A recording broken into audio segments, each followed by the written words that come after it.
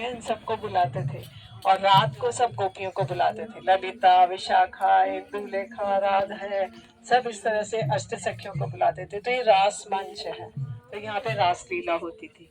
तो अभी भी यहाँ पे ये गोपाष्टमी के दिन कृष्ण बलराम स्वरूप बनाते। स्वरूप जानते हो मतलब क्या? जैसे रासलीला में बनाते हैं छोटे छोटे बालक गोसाई लोग के, वो बालक बनकर आते हैं और वो जाते हैं पहले सारे नंदगांव में भिक्षा करेंगे, घर घर में जाएंगे, लोग उनको मालपुआ, रबड़ी और पूरी, कचौड़ी सब चीज देंगे भिक्षा। वो लोग पाएंगे थोड़ा थोड़ा थोड़ा थोड़ा, फिर नंदगांव जाएंगे, नंद महल में बैठ जाएंगे, फिर नंद महल में सब उनकी पूजा वूजा करेंगे, फिर गौचारण के लिए वो इधर आते हैं कृष्ण कृष्ण बलराम।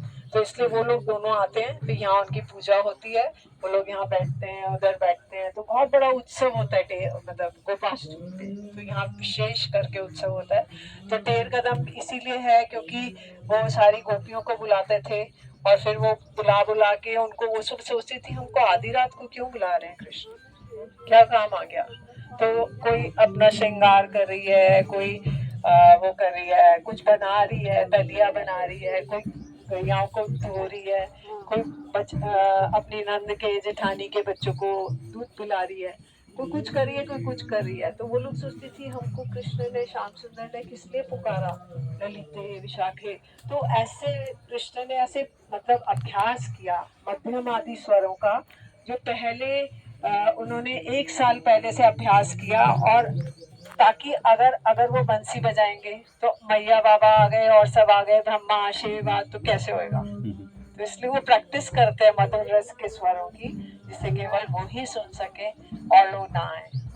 तो वो फिर आकर और वो सोचती हैं कि श्याम सुंदर के पास दौड़ी दौड़ी आ रही हैं, सब सब दौड़ रही हैं, सबके कुंडल हिल रहे हैं, सब कुछ हो रहा है। तो वो जान नहीं पा रही कि भाई क्या हो रहा है, आपस में एक दूसरे को देख नहीं पा रही हैं। तो यहाँ आती हैं, तो फिर उसके बाद श्याम सुंदर पूछते हैं कि तुम क्यों आई हो यहाँ पर। तो अपने घर में जाओ, अपने पतियों की सेवा करो, बच्चों की सेवा करो, अपने गाय बछड़ों की सेवा करो, सब कुछ करो, यहाँ किस लिए आई हो तुम। तो वो बोलते हैं कि हम ना शोभा देखने आए वन की, हम जमुना जी देखेंगे, धूप लग रही है ना, इससे राजा। तो वो बोलती है कि हम लोग ये सब करेंगे। तो बोलते हैं कि ये तो तुम अपने घर की छत से देख लेती, यहाँ क्यों आई हो। तो इस तरह से वार्तालाप होता है। ये क्या शरद रास का है। तो यहाँ पे भी टेर कदम में ऐसा हुआ था। तो शील रूप गोस्वामी जब मिलन की लीलाएं लिखते थे, भक्ति रसा में सिंधु, तो सारे पत्ते खिल जाते थे, और जब वो विरह की लीला लिखते थे सारे पत्ते झड़ जाते थे।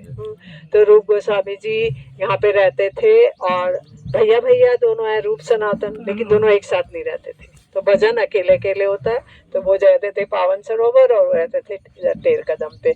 तो रूप गोस्वामी जी नरोत्तम ठाकुर लिखते हैं, सुनियाछि साधु मुखे बोले सर्वजन, श्री रूप कृपाए मिले जुगल चरण। तो जुगल के चरण कैसे मिलेंगे, जब श्री रूप गोस्वामी की कृपा होगी। तो हम लोग रूपानुग हैं। रूपानुग का क्या मतलब है कि रूप गोस्वामी के अनुगत्य में हम भजन करना चाहते हैं, जो जो उन्होंने बोला वो हम सब करेंगे। तो अब उन्होंने नरोत्तम ठाकुर कह रहे हैं कि श्री रूप मंजरी पाछे रही वो अमी भीत हैया। श्री रूप मंजरी के पीछे मैं डर डर के छुप छुप के खड़ा रहूंगा। नरोत्तम ठाकुर कौन है? चंपक मंजरी। तो लोकनाथ गोस्वामी उनके गुरु हैं, जो कि मंजूलाली सखी हैं।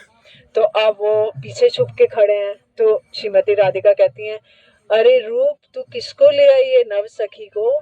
तो वो कहते हैं ये मैं इसको मंजूलाली ने किसने भेजा इसको।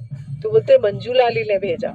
तो अच्छा, तो बोलते इसको मैंने नम्रचित जानकर आपकी सेवा में नियुक्त करने के लिए लाई हूँ। तो वो फिर वो पीछे आती हैं, तो कहती मैं डर डर के रहूंगी, कहीं मुझे डांटना पड़ जाए, मुझे कुछ आता नहीं है। कोई नई जॉब पे जाते हो तो थोड़ा डरते हो ना, है ना, कि पता नहीं क्या बॉस क्या बोलेगा। तो अभी तो आपके न्यू न्यू जॉब्स कर रहे, बॉस चेंज हो रहे हैं, लेकिन एक जब परमानेंट बॉस हो जाएगा, है ना। जन्म जन्मनी मदेश्वरी प्रिया, राधिका पत्तले कृत से जन्म जन्मनी मदेश्वरी प्रिया। जब राधिका जी ही परमानेंट बॉस हो जाएंगी, उन्हीं के अनुगत्य में, उन्हीं की सरकार के उसमें फॉलो करोगे, तो वो परमानेंट जॉब होगी, कभी चेंज नहीं होगी। ठीक है। ठीक है ना। और वो बड़ी उसमें सुख रहेगा, आनंद रहेगा और परमानेंसी रहेगी। तो इसलिए वो ऐसी जॉब के लिए आप लोग अप्लाई करो। सही जॉब जो जगत की जॉब है जिसमें आज आप एक ज्वाइन करते हो, फिर अगले टाइम बदल लेते हो, बॉस भी बदल जाता है, बॉस अपनी हुकूमत करता है। तो राधिका जी बहुत प्रेम से अपनी सखियों को, मंजरियों को रखती हैं और वो उनकी प्रत्येक उसको जानती हैं। तो श्री रघुनाथ दास गोस्वामी लिख रहे हैं कि श्री रूप मंजरी का राज्य, वो कह रहे हैं कि हे रूप मंजरी, तुम्हारे तो पति विदेश गए हुए हैं, परदेश में गए हैं और तुम्हारे होठ पे कुछ एक निशान देख रहा हूँ, तो क्या कोई शुभ पक्षी आके तुमको काट गया? हाँ, तो ये प्रणाम करें गुरुदेव का। तो उस जगत में ऐसे होता है, जो साधक के बन के ऊपर चले गए तो फिर उसके बाद सिद्ध एक ही बराबर है। तो ये प्रणाम कर रहे हैं विलाप कुसुमांजलि के मंगलाचरण में कि हे रूप मंजरी, आप तो बड़ी सती हो, आपके पति तो परदेश में गए हैं, तो आपके होठ पे ये निशान कैसे आ गया? तो फिर वो रूप गोस्वामी जी का बताते हैं। तो श्रीमती रूप मंजरी जो है वो राधिका जी की तदात में है।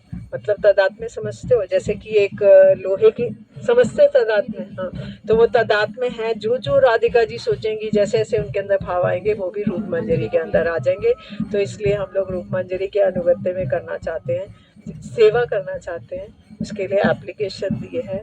उसके लिए गुरुदेव को बोला है वीज़ा पासपोर्ट वही देंगे, एम्बेसी गुरुदेव की है, ठीक है। तो वे वीज़ा पासपोर्ट देंगे, फिर हमको अगर हमें अमेरिका जाना है तो वीज़ा पासपोर्ट स्टैम्प्ड होगा तो हम उस कंट्री में जा सकते हैं। तो अगर गुरुदेव स्टैंपिंग कर देंगे किसी के लिए तो उन लोग को हमें प्रवेश देना पड़ेगा। वो मना नहीं कर सकते, आप कौन हो जी, कहाँ से आए हो, क्या कर रहे हो, तुम्हारी तो क्वालिफिकेशन नहीं है। नहीं नहीं, सब क्वालिफाइड हैं। तो इसलिए हम लोग भजन करेंगे शिल रूप मंजरी। देखो गुरुदेव ने एक नाटक किया था, एक